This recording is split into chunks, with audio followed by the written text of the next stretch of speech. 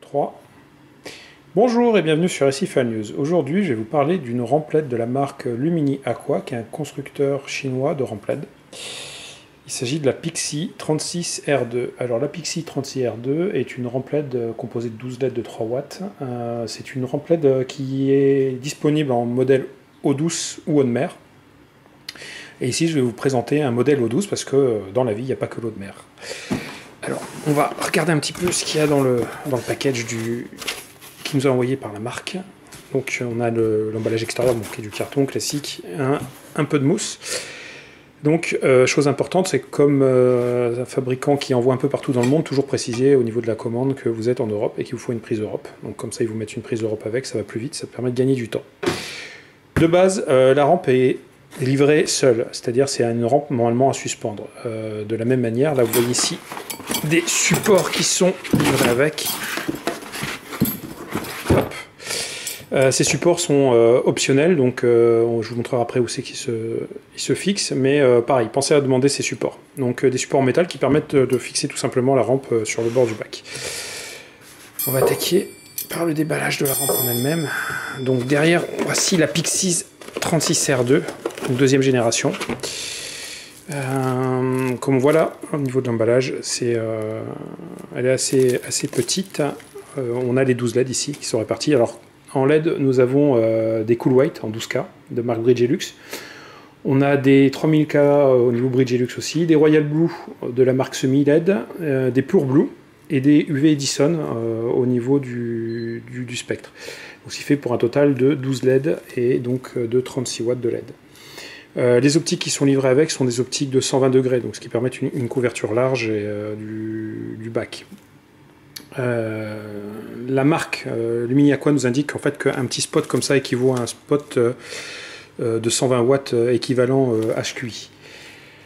Donc l'ensemble est en métal, aluminium, noir brossé. On a donc un dissipateur thermique a priori qui fait toute la longueur de la rampe, et on a ici, on le voit à travers l'emballage, je l'écarte un petit peu, on a un ventilateur donc qui va permettre de refroidir de manière active en plus l'ensemble.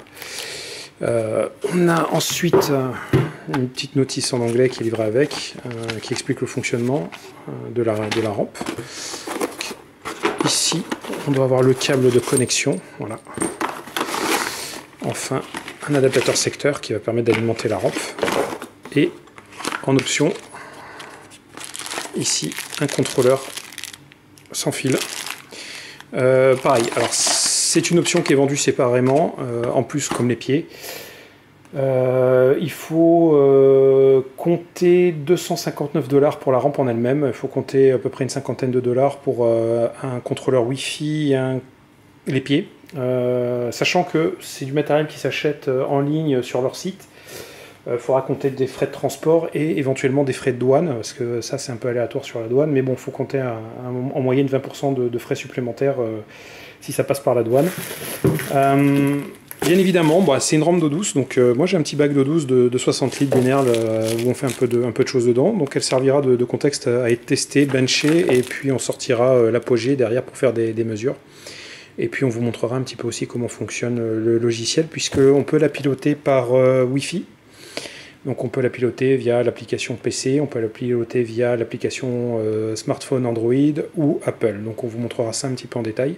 On avait déjà testé la GMI 120 il y a peu de temps, donc ça permettra de voir une autre rampe de ce fabricant en œuvre au-dessus d'un bac. Petit focus, donc après déballage, on peut se rendre compte de la partie connectique.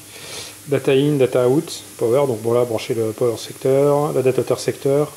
Le data out permet et le data in de tout simplement chaîner les rampes entre elles. Donc après, si elles sont en Wi-Fi, avec un seul contrôleur Wi-Fi, et si on chaîne plusieurs rampes entre elles, on peut toutes les piloter en série. Et ici, vous voyez, donc il y a une espèce de petit trou qui va permettre de connecter donc ici et ici la partie support de pied. Donc après, si vous préférez les suspendre, vous pouvez voir ici qu'il y a la partie visserie pour les suspendre. Et là, on peut voir ici à ce niveau-là la partie dissipateur qui arrive jusque là. Donc après, au niveau design, elles sont assez sympas. Elles sont bien protégées, on voit il y a un panneau PMMA, la finition est agréable, en alu brossé, c'est quand même un produit relativement bien fait. Donc on aura l'occasion de voir ça un peu plus en détail en test. A très bientôt sur Recifal News. Si vous avez aimé cette vidéo, comme d'habitude, n'hésitez pas à liker, partager et à lire l'article qui accompagne cette vidéo sur recifalnews.fr. A bientôt.